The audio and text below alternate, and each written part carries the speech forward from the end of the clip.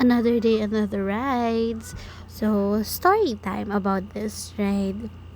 Ito yung first ride na hindi drawing kasama si Eloisa. Luckily, we are with Mariel and Arya. So, ayan, yung dalawang mag-asawa.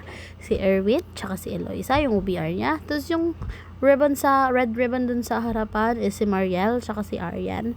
Nakukurot-kurot na nga dyan si Jun eh. Di kasi niya, ayun niya kasing habulin sila yan for that. Yan, nagdadadaldal tayo.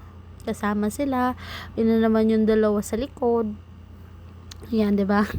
Ang cute nga eh. Kasi as in first ever ride namin, siguro more than 2 or 3 years na yung first plan namin. And we always wanted sa beach. So, papunta kami dito sa Bolinao, Pangasinan, sa Patar. Ayan, you from Angeles to saan na yan, naligaw na, nangabulbul na, nawawala na ng sinabi. Yan, so from Angeles to Patar, dun sa transient na tinuluyan namin, is I think 5 hours or 6 hours, kasama yung stopover dun, syempre. Siguro 2 or 3 beses kami nag-stop. Yan, parang tanga, saya ni girl, big bike eh. Yan, dyan kami niyan sa Swal. Tapos magaling nga si Kuya Rider. Sabi niya daw, kahit pala na meron siyang pang-mute ng pipe niya, akala ko bawal sa big bike. Yung pala pwede din. So, gusto niya lang para hindi lang daw magreklamo yung kapitbahay niya. Pero anyway, thank you Kuya. Shout out sa iyo. Tapos, dito na kami niyan sa Bolinao, dun sa Patar. That's day 2 or first day namin. Papunta kami sa Enchanted Cave. Ayan. Siguro mga 1 to 3 minutes lang from Transient, Esperanza Transient, yung biniyahe namin. By motor ha. Medyo malayo siya kung lalakarin ninyo. Ayan yung dagat. Ang ganda. Low tide niyan. Ayan, with chichirya pa. Diyos ko. Bitaw-bitaw yung kanyang chichirya. Yan, tinan mo, lalagpas pa kami dyan. Epic fail. Yan, lalagpas niya, lalagpas. Diyos ko. Ayun si Mariel, tsaka yung kanyang asawa. Nakaklik pa nga dyan sila, sila Mariel. Oh. Sinasabi nila daw dyan, sana all ADV, sana all sana all naka-adventure bike. Gusto ba naman nilang umangkas lahat daw sa ADV? Ano yung ginawang habal-habal yung ADV? My God, pasaway. Yan. Nagdadadakdak. Pero minute ko din. Ayun sila Mariel dun sa white motor. Nga, kasaya ng kuya niya. Yan, si Rider June. Kasaya-saya ng kuya niya kasi marami nga. Tapos, lahat pa nandyan. Sige, laklak pa rin ng kanyang chichirya. Ayan. Rough road lang dyan, pero kayang-kaya ng mga beginner riders din. I think kapag ako din mag-drive nito sa click, kaya ko din. Basta't alalay lang din. Yan, nakaklik lang din sila. Galing nga ng motor nila na yan eh. May 2 years na. Pero ngayon, upgraded na sila sa NMAX. Ayan. Malapit na kami dyan. Ilang minuto na lang. Ayan ang aking napaka-sexy friend, Eloisa Bakinman. Ayan, may mga car pa, diba? Tingnan nyo. Ang ganda din sa part din na yan. Why? Kasi hindi siya mainit talagang drivean. Presko yung mga puno na dadaanan ninyo. Tapos, guys, ang mura pa ng mga souvenirs dyan na nabili namin. Yung shell na matagal ko nang gustong bilihin, sa wakas nabili ko na din. Yun yung malalaking shell na kala mo suklay ng sirena. So, childhood dream na yung natupad doon sa shell na parang suklay ng sirena, diba? Merong ganun dun sa bahay nila lolo, nila papang.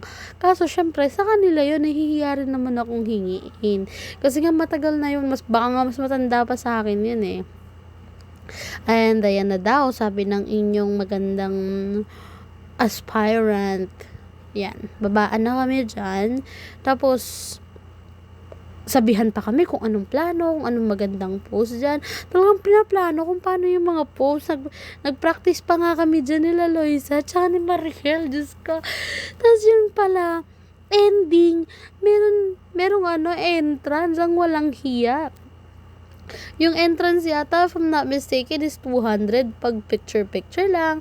Tapos 250 kapag merong swimming. Kasi papahiramin ka nila ng life jacket tsaka environmental fee. Pero dayang mahal. Oh my God.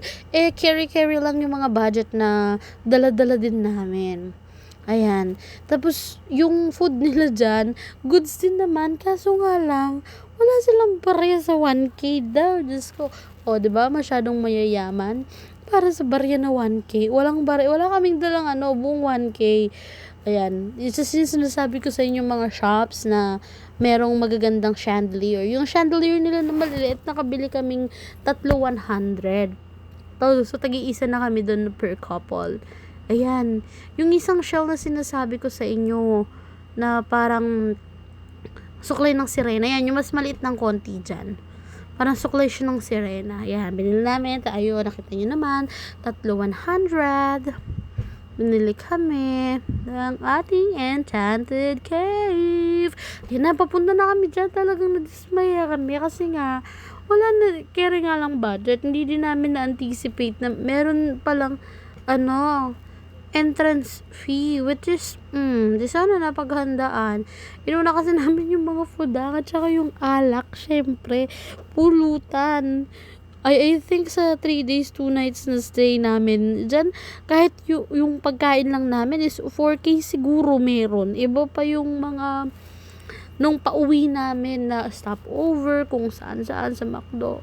And then yan, yung magandang dagat. Guys, sobrang ganda talaga dyan. Sunset na yan. Nagkapalit sila ng video na to, itong frame na to. Yan, tanghaling tapat ito niyan.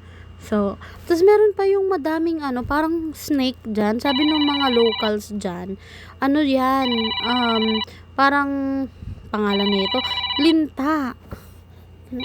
Parang linta daw. Yan. Sobrang ganda. 1 to 2 minutes lang from Esperanza Transient. As in, kabilang daan lang yung dagat. Maganda din. Pero hindi beachfront yung nakuha namin. Mura nga lang namin din na nakuha yun. Pero okay lang kasi may free cottage kami. Diyan na lang kami nag-lunch niyan.